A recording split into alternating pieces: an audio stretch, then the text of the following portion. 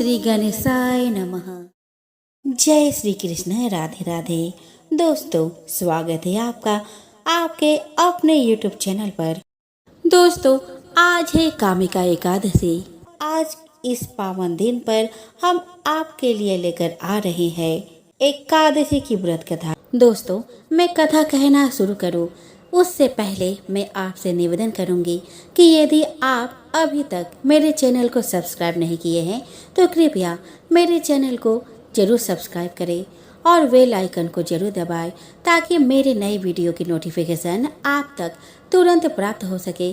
और अगर वीडियो अच्छी लगी हो तो कृपया आप लाइक बटन को जरूर दबाएं और मेरे वीडियो को शेयर करें ताकि अधिक से अधिक लोगों तक मेरी यह वीडियो जा सके। तो चलिए दोस्तों, आप श्रवण करते हैं एकादशी व्रत कथा की, जिसके सुनने से आपकी हर मुराद पूरी होंगी। तो प्रेम से बोलो श्रीमन नारायण नारायण नारायण, भजमन नारायण नारायण नारायण। पौराणिक कथा के अनुसार बहुत समय पहले एक गांव में पहलवान रहता था।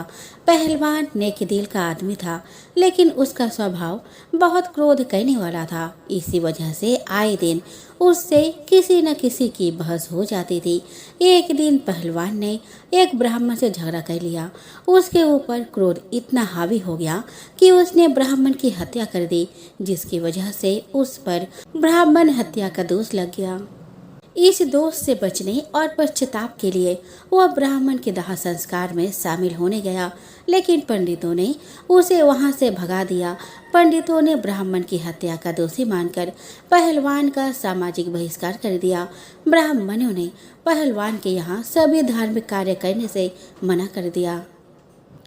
सामाजिक बहिष्कार से परेशान होकर पहलवान ने एक साधु से पूछा कि वह कैसे इस दोष से मुक्त हो सकता है। इस पाप से बचने का उपाय जानना चाहा। साधु ने पहलवान को कामिका एकादशी व्रत करने की सलाह दी। साधु के कहने पर पहलवान ने कामिका एकादशी व्रत का विधि विधान से पालन किया। एक रात पहलवान भगवान विष्णु जी की मूर्ति के पास सो रहा था। उसे नींद में भगवान विष्णु के दर्शन हुए और सपने में देखा कि भगवान उसे ब्राह्मण हत्या के दोष से मुक्त कर दिया है। उसी दिन से कामिका एकादशी व्रत रखने का प्रचलन हो गया। दोस्तों, भगवान विष्णु को सृष्टि का पालनहार कहा जाता है। मान्यता है कि भगवान विष्णु की भक्ति से भक्त हर वो चीज प्राप्त कर सकता है जिसकी वह इच्छा रखता है। बस भक्ति सच्ची होनी चाहिए। यूँ तो भगवान विष्णु के कई ऐसे भक्त हैं जिनके बारे में कथाओं के रूप में हमने कभी न कभी सुना ही है, लेकिन आज हम आपको एक ऐसी कथा बताने जा रहे हैं जिसके मुताबिक एक पिशाच ने विष्णु भक्ति कर श्री हरि नारायण से दिव्य वरदान प्राप्त किया था। दोस्तों, यह कथा बद्रीनाथ धाम क्षेत्र के क्षेत्रपाल देवता यानी कि घंटाकर्ण पिशाच की है। घंटाकर्ण वह था जिसने पिशाच योनि में जन्म लिया था। घंटाकर्ण भगवान शिव का परम उपासक था और उन्हीं की भक्ति में खोया रहता था। गौर करने की बात यह है कि घंटाकर्ण शिव भक्त था, लेकिन उसे भगवान विष्णु के नाम से भी नफरत थी। उसका मानना था कि जो भी है महादेव है और भगवान विष्णु कुछ भी नहीं है। ऐसा कहना गलत नहीं होगा कि घंटाकर्ण को भगवान विष्णु से सर्वोच्च स्तर का बैर था। जब भी कोई उसके आसपास भगवान विष्णु के नाम का जाप करता तो वह खींच जाता। एक बार बैर बढ़ते बढ़ते इतना बढ़ गया कि उसने विष्णु नाम की ध्वनि से बचने के लिए अपने कानों में घंटे लटका लिए, जिससे जब भी कोई भगवान विष्णु का नाम ले तो उसका स्वर घंटों के आवाज में दब जाए। भगवान विष्णु के नाम से चिढ़ने वाला घंटाकर्ण को पिशाच योनि से मुक्ति पाकर मोक्ष की अभिलाषा थी, जिसके लिए उसने महादेव की तपस्या की।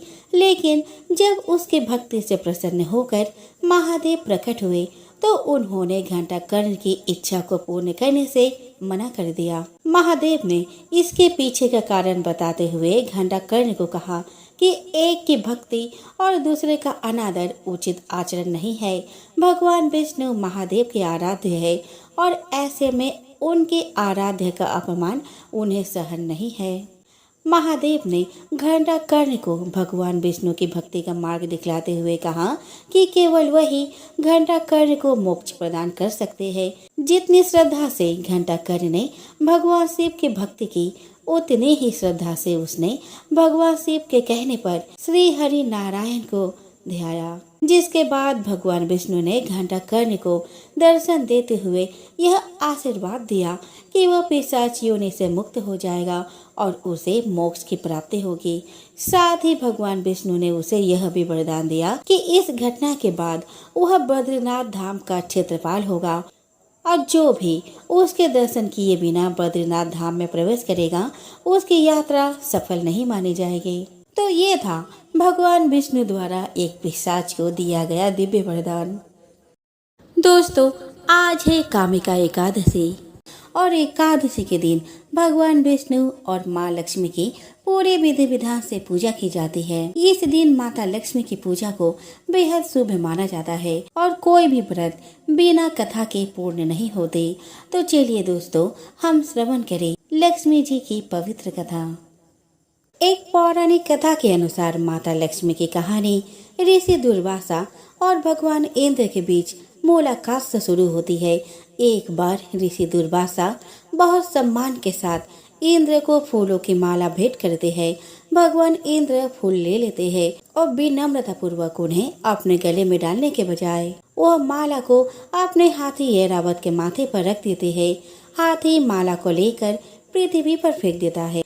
दुर्वासा अपने उपहार के इस अपमानजनक व्यवहार पर क्रोधित हो जाते हैं और ऋषि दुर्वासा भगवान इंद्र को श्राप दे देते हैं। दुर्वासा ने भगवान इंद्र को श्राप देते हुए कहा कि जिस तरह उन्होंने अपने अत्यधिक अभिमान में माला को जमीन पर फेंक कर बर्बाद कर दिया, उसी तरह उनका राज्य भी बर्बाद हो जाएगा। दुर्वासा चले जाते हैं और इंद्र अपने घर लौट आते हैं। दुर्वासा के श्राप के बाद इंद्र की नगरी में परिवर्तन होने लगता है। देवता और लोग अपनी शक्ति और ऊर्जा खो देते हैं। सभी वनस्पति उत्पाद और पौधे मरने लगते हैं। मनुष्य दान करना बंद कर देते हैं। मन भ्रष्ट हो जाता है और सभी की इच्छाएं बेकाबू हो जाती है।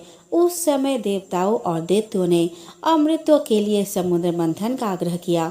तब देवताओं और राक्षसों द्वारा आदिम दूधिया सागर के हलचल से माता लक्ष्मी का जन्म हुआ था। इस प्रक्रिया के दौरान समुद्र से 14 रत्न निकले, जिनमें से माता लक्ष्मी प्रमुख थी। माता का स्वरूप इतना सुंदर था कि सभी देव और दैत्य उनकी तरफ खींचे चले गए। ऐसे में दैत्यों ने भी उन्हें पाने की चेष्टा की और माता ने स्वयं की सुरक्षा के लिए खुद को पालनहार भगवान विष्णु को सौंप दिया। उसी समय से लक्ष्मी जी भगवान विष्णु के साथ उनकी अर्धांगिनी के रूप में विराजमान है। समुद्र मंथन के दौरान निकलने की वजह से माता लक्ष्मी को दूध के समुद्र की पुत्री क्षीरबद्ध तान्या भी कहा जाता है। क्योंकि माता लक्ष्मी का स्थान भगवान विष्णु के हृदय में है, इसीलिए उन्हें श्रीनिवास नाम से भी जाना जाता है। धर्म शास्त्र के अनुसार श्री हरि की पूजा में तुलसी दल जरूर चढ़ाना चाहिए, क्योंकि बिना तुलसी के भगवान विष्णु की पूजा संपन्न नहीं मानी जाती। इसीलिए नियमित रूप से विष्णु जी के चरणों में तुलसी जरूर चढ़ाए। ऐसा करने से साधक पर उनकी कृपा बनी रहती है। घर में सुख शांति और सुख समृद्धि का माहौल रहता है। तुलसी पूर्व जन्म में एक लड़की थी जिसका नाम वृंदा था। राक्षस कुल में जन्मी यह बच्ची बचपन से ही भगवान विष्णु की भक्त थी। जब वह बड़ी हुई तो उनका विवाह राक्षस कुल में ही दानवराज जलंधर से संपन्न हुआ। राक्षस जलंधर समुद्र से उत्पन्न हुआ था। वृंदा बड़ी ही पतिव्रता स्त्री थी, सदा अपने पति की सेवा किया करती थी। एक बार देवताओं और दानव में युद्ध हुआ। जब जलंधर युद्ध पर जाने लगे तो वृंदा ने कहा, स्वामी आप युद्ध पर जा रहे हैं, आप जब तक युद्ध में रहेंगे मैं पूजा में बैठकर आपकी जीत के लिए अनुष्ठान करूंगी। जब तक आप नहीं लौट आते हैं मैं अपना संकल्प नहीं छोड़ूंगी। जलंधर तो युद्ध में चला गया और वृंदा व्रत का संकल्प लेकर पूजा में बैठ गई। इसके व्रत के प्रभाव से देवता भी जलंधर को ना हरा सके। सारे देवता जब हारने लगे तो विष्णु जी के पास पहुँचे और सभी ने भगवान से प्रार्थना की। भगवान बोले कि वृंदा मेरी परम भक्त है, मैं उससे छल नहीं कर सकता। इस पर देवता बोले कि भगवान दूसरा कोई उपाय हो तो बताए, लेकिन हमारी मदद जरूर करे। इस पर भगवान विष्णु ने जलंधर का रूप धरा और वृंदा के महल में पहुंच गए। वृंदा ने जैसे ही अपने पति को देखा तो तुरंत पूजा में से उठ गई और उनका चरणों को छू लिया। इधर वृंदा का संकल्प टूटा, उधर युद्ध में देवताओं ने जलंधर को मार दिया और उसका सिर काटकर अलग कर दिया।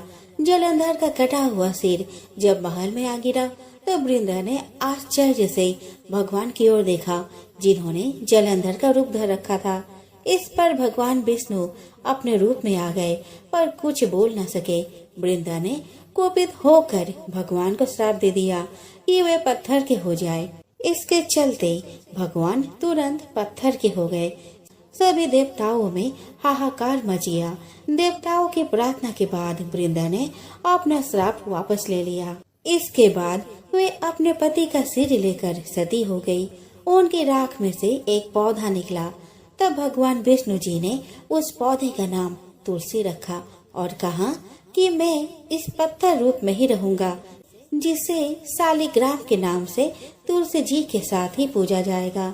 इतना ही नहीं, उन्होंने कहा कि किसी भी शुभ कार्य में बिना तुलसी जी के भोग मैं स्वीकार नहीं करूंगा। तभी से ही तुलसी जी की पूजा होने लगी। सतयुग में एक राक्षस था, मूर। उसके पराक्रम के आगे इंद्रदेव, वायुदेव, अग्निदेव कोई भी टिक नहीं पाए थे। इस कारण उन सभी को मृत्यु लोक जाना पड़ा। हताश निराश होकर इंद्रदेव कैलाश गए। भगवान भोलेनाथ को अपना दुख बताया। शिव जी ने उन्हें विष्णु के पास जाने की सलाह दी। सभी देवता क्षीर सागर पहुँचे, जहाँ विष्णु जी निद्रा में थे। कुछ समय बाद विष्णु जी के नेत्र खुले। तब देवताओं ने उनकी स्तुति की। विष्णु जी उनसे क्षीर सागर आने का कारण पूछा। तब इंद्रदेव ने उन्हें विस्तार से बताया कि मोर नामक राक्षस ने सभी देवताओं को मृत्युलोक में जाने के लिए विवश कर दिया है। सारा वृतांत सुन विष्णु जी ने कहा कि ऐसा बलशाली कौन है जिसके सामने देवता टिक नहीं पाए। तब इंद्र ने बताया कि इस राक्षस का नाम मोर है। यह ब्रह्म का वंशज है। उसके नगरी का नाम चंद्रावती है। उसने अपने बल से सभी देवताओं को हरा दिया और उनका कार्य स्वयं करने लगा। यह सुनने के बाद विष्णु जी ने इंद्र को आश्वासन दिया कि वो उन्हें इस विपत्ति से जरूर निकालेंगे। विष्णु जी मोर दैत्य से युद्ध करने उसकी नगरी चंद्रावती गए। दोनों के बीच कई वर्षों तक युद्ध हुआ। युद्ध के मध्य में भगवान विष्णु को निद्रा आने लगी। वे बद्र का आश्रम चले गए। मोर भी उनके पीछे गुफा में घुसा और शयन करते भगवान को देख मारने को चला। जैसे ही उसने अस्त्र शस्त्र उठाया, भगवान के अंदर से एक सुंदर कन्या निकली और मोर से युद्ध किया। दोनों के बीच घमासान युद्ध हुआ, जिसमें मोर मूर्छित हो गया। बाद में उसका मस्तक धड़ से अलग कर दिया गया। उसके मरते ही दानव भाग गए और देवता इंद्रलोक चले गए। जब विष्णु जी की नींद टूटी तो उन्हें अचंभा सा लगा कि वह यह सब कैसे हुआ। तब कन्या ने उन्हें युद्ध के विषय में विस्तार से बताया, जिसे सुनकर भगवान प्रसन्न हुए और उन्होंने कन्या को वरदान मांगने को कहा। तब कन्या ने कहा कि मुझे ऐसा वर दे, अगर कोई मनुष्य मेरा व्रत उपवास करे तो उसके सारे पापों का नाश हो जाए और उसे विष्णु लोक मिले। तब भगवान विष्णु ने कन्या का नाम एकादशी रखा और उसे मनचाहा वरदान दिया। उन्होंने यह भी कहा कि इस दिन तुम्हारे और मेरे भक्त समान होंगे। यह व्रत मुझे सबसे प्रिय होगा। एक बार एक मेढक और उसकी पत्नी मेढकी किसी कुएं के अंदर पानी में खेल रहे थे। तभी कुएं पर एक पनिहारी आई और उसने पानी अपने मटकी में भरा और अपने घर चली गई। परंतु हुआ क्या कि उसके मटकी में मेढक और मेढकी दोनों आ गई। अब मेढकी का स्वभाव क्या था कि वह हमेशा गणेश जी की पूजा करती रहती थी, हमेशा बोलती रहती थी।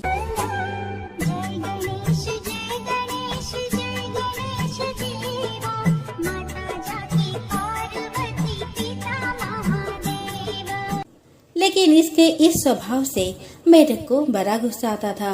वो हमेशा कहता था कि हमेशा उस सूर वाले का नाम लेती रहती हो, कभी मेरा नाम तो लेती नहीं। और इस बात पर कभी कभी खूब जमकर झगड़ा भी करता था। अब क्या होता है कि पनिहारी उनको अपने मटकी में भर कर ले गई थी। पानी के साथ में वह अपने घर जाती है और चूल्हे पर पानी गर्म करने के लिए रखती है। तो उस पानी को वह किसी गर्म करने वाले बर्तन में पलट देती है और आग पर रख देती है। अब जैसे ही आग की तपन बढ़ती है तो मेढक अपनी पत्नी मेढकी से कहता है कि मेढकी, मैं तो जल रहा हूँ नीचे से। तो वह कहती है, अच्छा, मैं तो नहीं जल रही। और वह मेढकी गणेश जी का नाम लेना शुरू कर देती है। क्या बोलती है?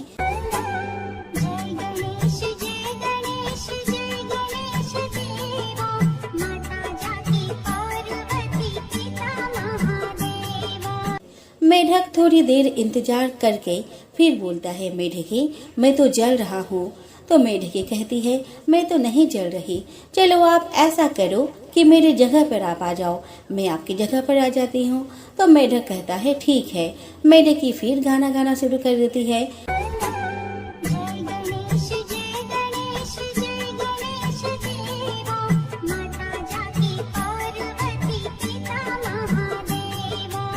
मेढक फिर कहता है, अरे मेढकी, मैं तो फिर जलने लग गया। तो मेढकी कहती है, पता नहीं तुम्हारे साथ में क्या होता है, तुम बार बार जलने लगते हो। ऐसा करो कि तुम भी गणेश जी का नाम लेना शुरू कर दो, क्योंकि मेरे नीचे तो बिल्कुल भी आग नहीं चल रही है। तो वह कहता है, मैं तो नहीं लेता हूँ सूर वाले का नाम, तू ही ले उसका नाम, मैं तो नहीं लूंगा। तो वह कहती है, ठीक है, तुम्हारी मर्जी। वह दोबारा गाना गाना शुरू कर देती है।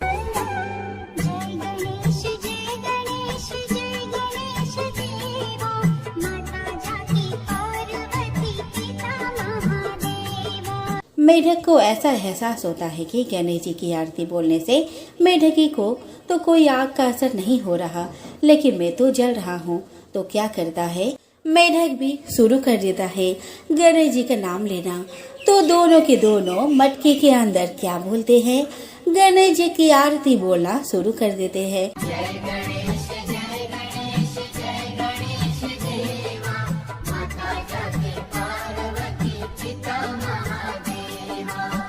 और यह सारी कहानी गणेश जी कहीं पर बैठे आराम से सुन रहे होते हैं।